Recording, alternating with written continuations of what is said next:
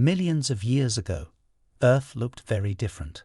All the continents were fused into one, teeming with life both gorgeous and horrifying. When you think of prehistoric times, you might image a T-Rex rampaging through the jungle with its razor-sharp fangs. But even before the dinosaurs, there were other gigantic creatures dominating the Earth. Yeah, welcome to the Permian period. This is Alpha Revolution. I am Jack. And today, we embark on a thrilling journey back in time to explore the wonders of Earth before the age of the dinosaurs. Join us as we uncover the secrets of this ancient world and discover the incredible creatures that once roamed its lands. This epoch began 300 million years ago. Back then, our planet had one supercontinent, Pangaea. Surrounded by a world ocean dubbed Panthalassa, the Permian period began at the conclusion of an ice age when temperatures were much colder than today. Then, during the early Permian days, Earth warmed to a verdant environment with a diversity of vegetation and a rapid evolution of insect and animal life. Only, as you undoubtedly know, everything is ever-changing on our blue marble. Over the next 50 million years, Earth kept growing hotter and arid. Eventually, the deadliest catastrophe in the history of our planet wiped out virtually everything that ever lived here. Scientists call this event the Great Dying. It was the most calamitous mass extinction event the Earth has ever seen, and the Earth has seen 5 of them. But before we get to all this despair and gloom, let me take you on an epic voyage back in time. Here in the Permian period, some of the most remarkable species that roamed our young planet are about to emerge. 299 million years ago, if you could time travel nearly 300 million years into the past, you'd land smack dab in the midst of the supercontinent Pangaea. Earth's lesser continents would have just completed colliding with each other to form this enormous landmass, taking up 1/3 of the planet's surface. There was presumably less oxygen in the air than there is now. But you still might be able to breathe. Oh, and bring a jacket because it would likely be frigid, with some areas averaging no more than a bracing 4 Celsius. But don't fret, things will shortly start heating up. By the end of the early Permian, the Ice Age was on its way out, and Pangaea was becoming a verdant world. Plants and animals began to flourish. 290 million years ago, this was a volcanic planet. Violent eruptions changed the climate, shaped the landscape, and paved the way for evolution. When vast wetland forests began drying out, plant life had to adapt. And so, 290 million years ago, Earth saw the very first seed-bearing plants, termed gymnosperms. These plants carried seeds on their cones, and they spread across the supercontinent like wildfire. The ancient evergreen forest of the early Permian was concealing something familiar. Just like today, you could discover cicadas and insects piercing and sucking on the vegetation. And the loveliest of them all, cockroaches. Only these weren't the cockroaches you know today. These prehistoric creatures were gargantuan, the size of birds, but despite their immensity, cockroaches never governed prehistoric land. And that's excellent news. Am I right? No. Something much more enthralling was roaming Pangaea, the now extinct ancestor of primordial mammals. Dimetrodon. This animal was as fascinating as it was horrifying. Encountering a Dimetrodon would be quite a marvel to witness. This ancient serpent grew to 5 meters or 16 feet long and weighed 225 kilograms. It had a large sail extending down its spine. Scientists believe the sail helped the reptile regulate its body temperature, soaking up warmth during the daytime and dissipating surplus heat during the colder evenings. It would walk toward you like a crocodile and act like a complete menace.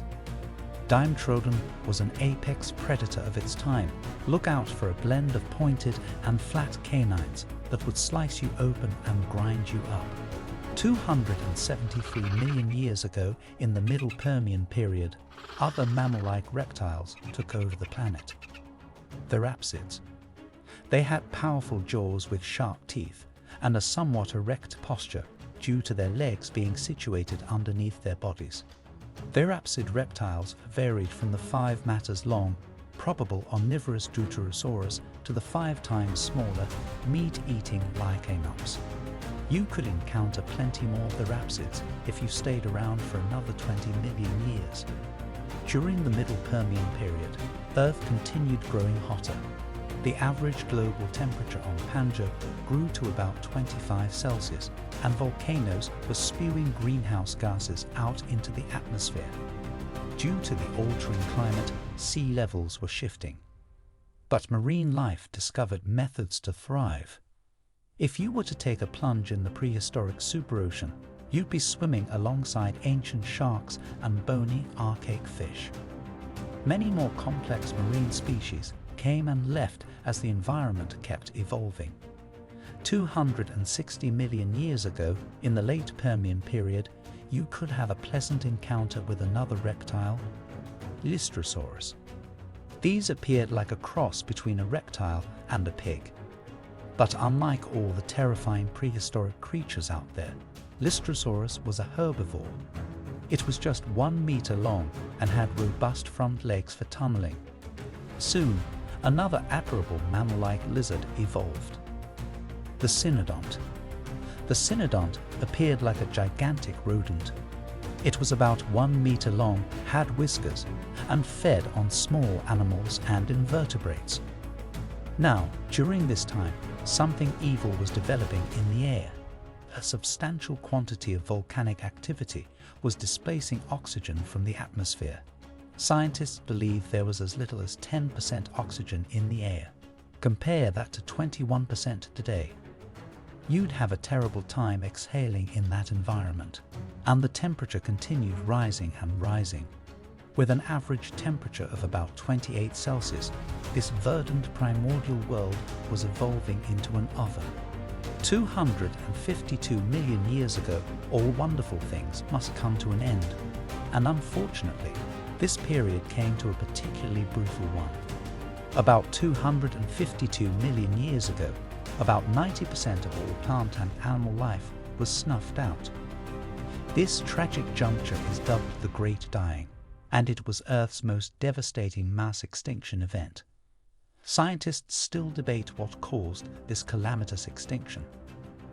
Most theories suggest it was the consequence of catastrophic volcanic activity. As enormous volcanic eruptions swept the continent, massive quantities of ash were unleashed into the atmosphere. So much ash that it blocked out most, if not all, of the incoming sunlight. And with no sunlight, global temperatures plunged suddenly.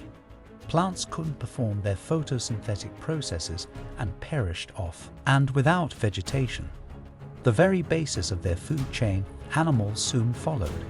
Things got worse before they got better.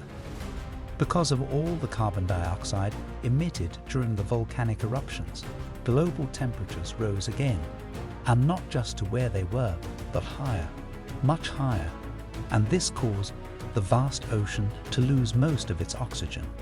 And unable to breathe, a majority of the Permian sea animals perished. Eventually, over 95% of marine species and more than 70% of terrestrial animals became extinct.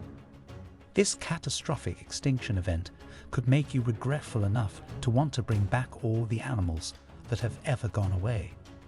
Dinosaurs too. But that's a story for another. If you found this video helpful, don't forget to give it a thumbs up and share it with your fellows.